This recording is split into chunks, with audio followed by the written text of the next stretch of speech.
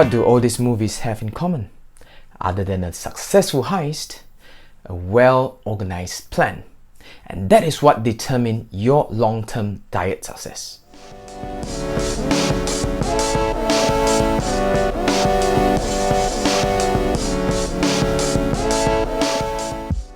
Do you ever plan to fail? Or just failed to plan? I don't believe anyone would purposely plan on their failure.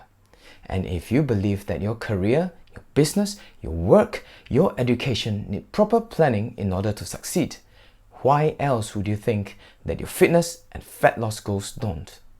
So stick around to the end to find out how you can lose weight without counting calories. Preparation is the key to success, including your diet and workout. But being caught off guard is no excuse to blame situations of being unfavorable to your circumstances. Let's say you are at work and on a project towards the final details, and out of the blue, your boss came in and asked you to scrap all those hard work which you planned for months. Maybe politics, maybe because of market value drop, who knows? Would you sit there and sulk and blame the world, your boss, your team, well, your luck? Or would you gather your team and start planning and brainstorming for a new game plan? And that small decision is what separates the winners from the losers.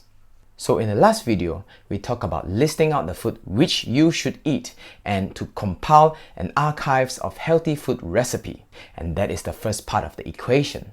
If you have not watched it, please click on the link above my head. And the next step is to actually step food into the grocer armed with a list and a focused mind. You'll be surprised how our mind will play tricks on us when it's lack of glucose. Well, being human, we tend to be easily tempted. Even when we have a list in our hand, sometimes we might just end up buying unplanned things, either being tempted by a promoter or just plain clueless buy. Make the list of ingredients you need according to the recipes you have. Don't buy perishables in bulk. Usually, veggies can last 3 to 4 days in the fridge. Meat, if frozen immediately, can last longer. Non-perishable food such as sauces, condiments, and dry food like oat can be bought earlier and stored longer. And pre-plan what you need to buy each time before you make a run to the grocer. And make sure you list out the amount you need to avoid wastage. You can keep the list of items on your fridge or do what people today do in their phone. And when you make the run, make sure you eat before you head out. Like I said earlier, a glucose-hungry brain will make you make unexpected decisions and stray away from your weight loss goals. So remember, stay on the list. Well, I think this will also take the stress out of grocery shopping. You will definitely know you will not forget to grab anything which you need. But of course, there are times when you're grocery shopping and you saw some food which you missed or craved, and probably a light bulb bing, lit up when you saw the food and how it complements your dish. Stop it. Get some help. Just kidding. Well, evaluate the item. Does it aid your weight loss goals or sabotage it? But my own personal advice, stick to the list when you first start off. Your waistline will thank you later. Well, that's the whole point of making a plan, right? To have a higher chance of success. And once that is done, pre-pack them in sealable bags. Especially the meat. I always weigh them and pack them into individual packets once I reach home. So by the time I need to defrost it, I have exactly the amount I want. This also helped me to make sure that I'm not overeating the meat. Similarly, prepare the food before you are hungry. You can cook either 2 to 3 meals. If you only start to prepare the food when you feel hungry, by the time you finish cooking, you'll be famished. Our brain can be a little bit slow in this area. It only receives the nerve impulses aeons later. It's like when you order a plate of noodle, but you still feel hungry after devouring the whole plate. So you end up ordering a second plate, but by the time the second plate arrives, you are feeling very full. And that is because our brain actually takes 20 minutes to register the chemicals released when you put food or drink into your stomach. And when you wait until you're hungry to only start cooking, you will end up eating more than you should because your brain tells your body to eat more. The next tip is just as important. Plan on a subdivision level. If you have a journal, that'll be a great kickstart. But don't worry, you won't have to do it forever. Once you program your body and mind, it will run its course even without all these kickstarters. This new lifestyle will be your new norm, your comfort zone, your second nature. You will have to plan the exact time that you're gonna eat, starting from the time you wake up. Write down the time you have to eat, and if you are unsure, set a timer to remind yourself. And over time, your body will know when to eat. Trust me, I know. I've been doing it for 13 years without a timer. And after the second or the third week, you will automatically know when to eat. If it's not the exact time, it's close enough. Don't you worry about calorie counting. It's just simple math. Fried chicken wings in barbecue sauce versus grilled bell pepper in apple cider vinegar and spices. And if every single meal which you have planned out is of the earlier menu, I can guarantee you that no Avengers will be able to save your diet from Thanos snapping your weight loss goals into ashes. So stop stressing yourself over the calories which you need to count and start planning out your diet according to the ingredients with pure common sense as your guide. Get a journal, start tracking your daily intake, and don't lie. And even if you accidentally consume unhealthy snack which you have to drive all the way to the grocer accidentally and choose from all the selections to find the one which you're craving for and ended up waiting at the cashier line and driving home to unwrap and caress it and accidentally slide it down your mouth and enjoy every chew. Record it so you know if your diet doesn't work, there's no one else to blame but the troublesome accidents which you have to make effort in order for it to happen.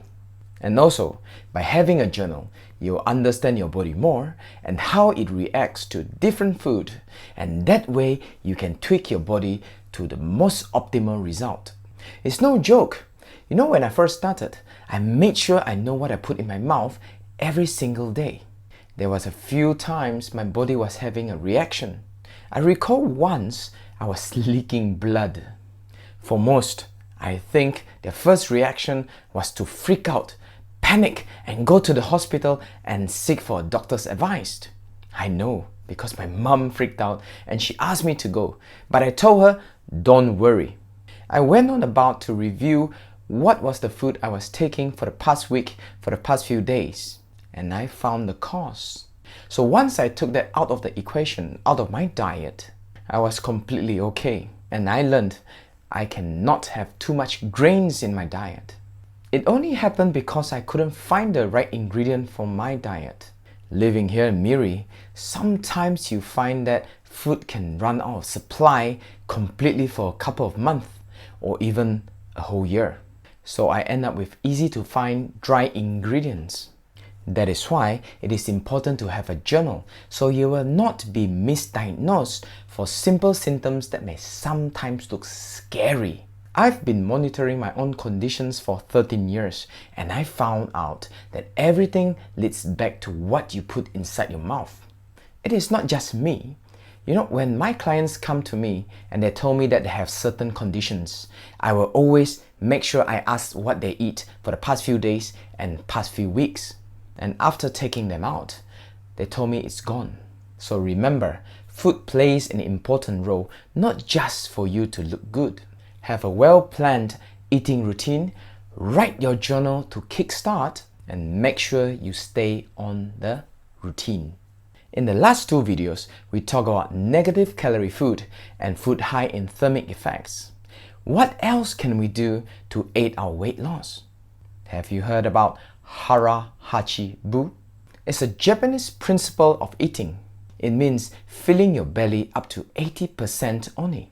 And it's a good principle to follow. And there's science backing it. You see, overeating and eating until full makes you take a longer time to process the food. And that in turn accelerates cellular oxidation. That is because you're constantly putting your body on overtime to digest it. You will age faster. So ask yourself this question: how would you feel if your boss asked you to work overtime every single night and without an OT pay? Don't like it, do you? So why would you think your body will like it? When you only eat up to 80%, your stomach will have excess room to allow it to perform digestion process faster and also breaking down food more efficiently. And in the long run, you'll not only have a healthy digestive system, you'll also have a slimmer waist. Plus, it is also a good habit to have to avoid obesity, acid reflux, gastrointestinal issue, and metabolic disorder. And by practicing hara hachi bu, you will have less free radicals in your blood. One way to prevent cardiovascular diseases, cancer, and aging-related diseases. So give hara hachi bu a try, but remember, small portion, frequent meal to keep your metabolism pumping, alright? Have you tried adding negative calorie food and food high in thermic effect into your diet? And if you have, let me know down in the comment below what was your experience and how did it feel. One thing I noticed when I first started my negative calorie food diet is that I'm always alert, my mind is fresh, and I'm always energetic throughout the whole day. Let me know if you feel the same. So like, subscribe, and smash that notification bell because I'll be uploading more videos on healthy lifestyle transition. As always, I'll see you soon in the next video.